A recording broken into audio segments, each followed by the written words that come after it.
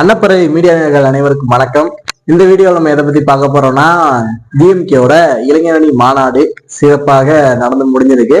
இந்த வீடியோ பார்க்கறதுக்கு முன்னாடி எல்லாரும் என்னடா இவன் எப்ப பார்த்தாலும் டிஎம்கே குறை சொல்லிக்கிட்டே இருக்கான், என்ன பண்ணாலும் குறை சொல்லிக்கிட்டே இருக்கானேன்னு எல்லாருக்கும் தோணலாம். ஐயா சாமி, நான் ஒன்னும் அவங்க மேல வன்மம் வச்செல்லாம் வேலை செய்யல. சோ நடக்கிறது என்னன்னு பார்த்து சொல்றேன். அது அவங்க மேல வன்மம் மாதிரி ப்ரொஜெக்ட் ஆகுது. சோ என்னை எல்லாரும் தப்பா புரிஞ்சுட்டு இருக்கீங்கன்னு நினைக்கிறேன். நல்லது பண்ணா பாராட்ட போறோம், ஏதோ நடக்கிறத சுட்டி காட்டினா அது வந்து ஒரு வன்மம் மாதிரி தெரியுது. இதுக்கு நான் பொறுப்பாக முடியாது. அதை பற்றிதான் இந்த வீடியோவை பார்க்க போறோம். வாங்க வீடியோக்குள்ள போயிடலாம். மக்கள் அரசியல் என்ற அந்த சவுக்க கையில் எடுக்கலாமா? இளைஞரணி மாநாட்டுல நடந்த சில சம்பவங்களை மட்டும் தான் பார்க்க போறோம். அவங்களோட ஸ்பீச் டிகோடிங் அதுக்கான பதிலடி நம்ம இன்னும் கொடுக்கல. அதை அடுத்த வீடியோல அதை மென்ஷன் பண்ணுவோம். ஃபர்ஸ்டா அங்க என்ன நடந்துச்சு அப்படின்னா, ஒரு மன்னருக்கு ஒரு சேர் ஒண்ணு பிரசன்ட் பண்ணி அந்த சேர்ல மன்னரை உட்கார வைத்து அந்த கொடுங்கோல் செங்கோலை அவர் கையில கொடுத்து அந்த கொடுங்கோல் ஆட்சியை செங்கோல் ஆட்சி தானே, அதுவும் செங்கோல் ஆட்சியை தொடருமாறு கேட்டுக்கிறாங்க. அப்படியே பட்டத்து இளவரசர் யாருன்னு சொல்லி அறிவிச்ச நிலையில அடுத்த ராஜா அவர்தாங்கிறதையும் மேக்சிமம் எல்லாரும் புகழ்ந்து தள்ளிட்டாங்க. இந்த அவைப்புலவர்கள் கேள்விப்பட்டிருக்கீங்களா? பழைய காலத்துல இருப்பாங்களே அரசவை புலவர்கள், அமைச்சர்கள் எல்லாம் பாத்தீங்கன்னா ராஜாக்கு அடுத்தது அடுத்து வர போற ஒரு ராஜாவை புகழ்ந்து பாடுவாங்க. இவர் தான் ராஜா போற்றி அப்படி இப்படின்னு சொல்லுவாங்க. அந்த விஷயத்துல அடுத்தது அந்த இளவரசர் இருக்காருல்ல, அவருக்கு ஒரு பட்டம் கூட அளிச்சிருக்காங்க, இளம் பெரியார். ஓகே ஓகே ஓகே இத பெரியார் கேட்காம வந்தா நல்லா இருக்கும். பெரியார் கேட்டாருன்னா அவர் கையில குச்சி வேற இருந்துச்சு, கொஞ்சம் பார்த்து இருந்தது சொல்லுங்க. இளம்பெரியார் உதயாநிதியை தந்ததற்காக போரடித்தால் ஒற்றை புளிய மரத்தில் தூக்கில் தொங்குங்கள், என்னிடம் வராதீர்கள் தம்பிகளே, வகுந்து விடுவேன். நம்மள சொல்லுவாங்களே தற்கூரி கூட்டம், ரசிகர் கூட்டம் அப்படின்னு சொல்லுவாங்களே. சரி, இவங்க கூட்டம் எப்படி கூட்டுறாங்கன்னு பார்த்தா எதுவும் சொல்றதுக்கு இல்ல.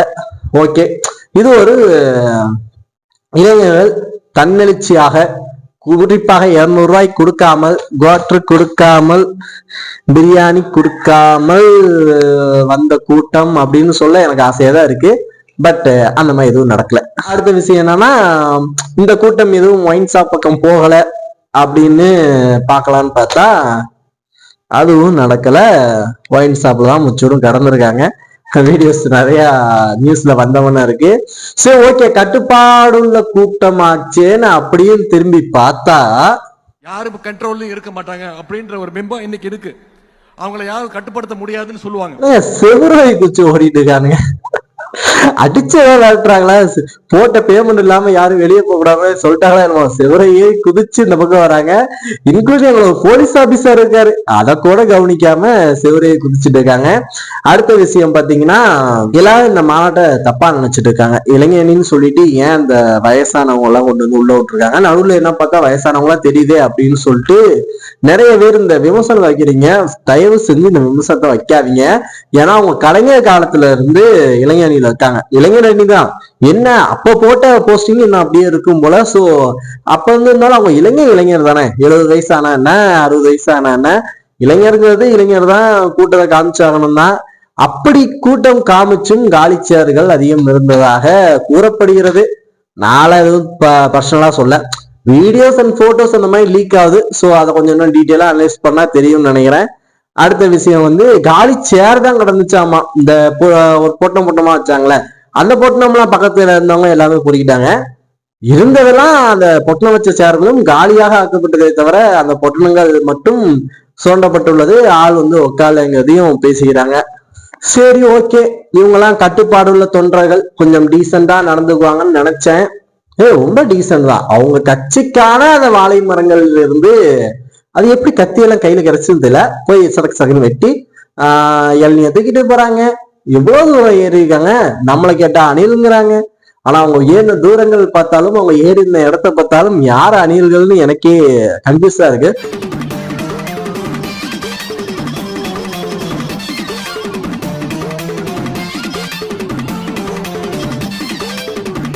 அடுத்தது ஒரு வண்டி இருக்கு. அந்த வண்டியை பார்த்தனையும் பா மிக்ஸ்அப்ல இதாப்பா மிக்ஸ்அப். கூனூராக உடைக்கின்ற கூட்டம் இங்க வந்திருக்கக்கூடிய இளைஞரணி கூட்டம், கொள்கை கூட்டம். இளைஞர்களை வழி நடத்தி இப்படித்தான் கொண்டு போகணும், இளைஞர்கள்னா இப்படிதான் இருக்கணும்னு சில வீடியோஸ் எல்லாம் வெளியே வந்துச்சு. ஸோ ரொம்ப பெருமையா இருக்கு. இப்பேற்பட்ட இளைஞர்களை உருவாக்கி வைத்த திராவிட முன்னேற்ற கழகத்துக்கு மிக நன்றி. அப்புறம் அந்த பழைய வீடியோஸ் நிறைய ஸ்ப்ரெட் ஆயிட்டு இருக்கு. அந்த சீட்டு விளையாண்டதெல்லாம் பாத்தீங்கன்னா இந்த வருஷம் இளைஞர் அணியில் நடந்துக்கிறது. போன வருஷம் உதயநிதி ஸ்டாலின் பேசுறப்ப உள்ள சீட்டு கட்டு விளையாண்டுட்டு இருந்தாங்க தொண்டர்கள். ஸோ அதையும் இதையும் மிக்ஸ் பண்ணிக்க வேணாம். ஏன்னா வருஷம் இந்த மாதிரி நடக்கிறதுனால கன்ஃபியூஸ் ஆகிக்கிறாங்க சில பேரு. பட் அது வேற இது வேற. காவாலா பாட்டு போட்டு ஆடினது வேற, அந்த சீட்டு கட்டு வச்சு விளையாண்டுட்டு இருந்தாங்க சுத்தி சேர் போட்டு. அதுவும் போன வருஷம் போன இளைஞரணி மாநாட்டப்ப நடந்த வீடியோ. இந்த இளைஞரணி மாநாட்டு வீடியோ நிறைய இருக்கு. ஸோ ரெண்டையும் கன்ஃபியூஸ் பண்ணிக்காதீங்க. ஆனா ரெண்டுமே ஒண்ணுக்கு ஒண்ணு சளைச்சது கிடையாது. நம்மள சொல்றாங்களா தற்கொலை கூட்டம்னு. சாப்பாட்டுக்கு இந்த ஓட்ட ஓடினாங்கன்னு பாத்தீங்களா? ஒரு மீம்ஸ் ஒண்ணு பார்த்தேன், அதுதான் எனக்கு ஞாபகம் வருது. இதை நான் மென்ஷன் பண்ணிக்கிறேன், அந்த வீடியோ முடிஞ்சா போடுறேன். அங்க பாரு, அந்த கட்சிக்காரங்க சோத்துக்கு கூட இந்த ஆளா விளையாடுறாங்களே, சாப்பாடுக்கு அடிச்சுக்கிறாங்க அப்படின்னு ஒரு சொல்லுவா பிளஸ் சூரி. அதுக்கு அஞ்சலி சொல்லுவா, அடிச்சுக்கிறது அவங்கள நம்ம கட்சிக்காரங்க அப்படிப்பாங்க. பார்த்தா அடிச்சுக்கிறது எல்லாமே அங்க திமுக தான். நம்மள சொல்லுவாங்க கொள்கை இல்லாத கூட்டங்கள். அங்க எத்தனை கூட்டம் கொள்கையோட வந்துச்சு, எத்தனை கூட்டம் வாட்டோட வந்துச்சுன்னு பார்த்துட்டு தான் இருக்கோம். So end of the video, இந்த இளைஞரணி மாநாடு பாஸா ஃபெயிலான்னு கேட்டா ஒரு இளைஞர்கள் தன்னெழுச்சியா வர்றதுக்கு பேர் தான் அது இளைஞரணி கூட்டங்கள்.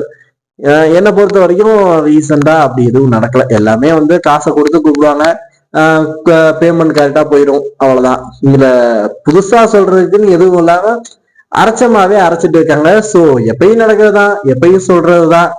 கொஞ்சமாவது ஓட்டர்ஸையும் வர்ற பீப்புள்ஸ் மனுஷனா பாருங்க. ஏதோ காசுக்கு வர்ற கூலிகள் ஆக்காதீங்க இந்த மாதிரி அரசியல் கூட்டங்களுக்கு. இந்த கூட்டம் எல்லாம் ஓட்டா மாறாது, அப்படிம்பாங்களே, இவங்கள வச்சுக்கிட்டா அதை இது பண்ணிக்கிட்டாங்க. இந்த காசு கொடுத்து கூட்டி வந்துடுறது, எல்லா கட்சிக்காரனாலும் காசு கொடுத்து உள்ள வந்துடுவாங்க. அங்க கூட்டம் காட்டிடுவாங்க. ஆனா அந்த ஓட்டை அவங்களுக்கு போகாதுல. ஒரு நாளுக்கு தான் 200 ரூபாய்க்கு வருவான், மற்றபடி ஓட்டுக்கு 1000 ரூபாய் காசு கொடுத்தாதானே போடுவான். ஸோ இதை வச்சுதான் இந்த மெயின் இந்த கூட்டம் ஓட்டாக மாறாது அப்படின்னு சொல்லி பழகுனதே இங்கதான். ஸோ இந்த இளைஞரணி மாநாட்டுல யார் யார் என்னென்ன பேசியிருக்காங்க அதுக்கான பதிலடிகள் அடுத்த வீடியோ தரப்படும். இப்போது ஒரு மேலோட்டமாக சொல்ல வேண்டியதை சொல்லியாச்சு. ஸோ இதெல்லாம் பார்த்துட்டு உங்க கருத்து என்னங்கிறத கீழே கமெண்ட் பண்ணுங்க. டீசெண்டா எந்த கட்சிக்காரங்களா இருந்தாலும் டீசெண்டா உங்க மனசுல இருக்கிறத கீழே பதிவு பண்ணிட்டு போங்க. ஆபாசம் மட்டும் எங்கேயுமே பயன்படுத்த வேணாங்கிறத தெரிஞ்சுக்கிட்டு எல்லாருக்கும் நன்றி கூறி விடைபெறுகிறேன். நன்றி, வணக்கம்.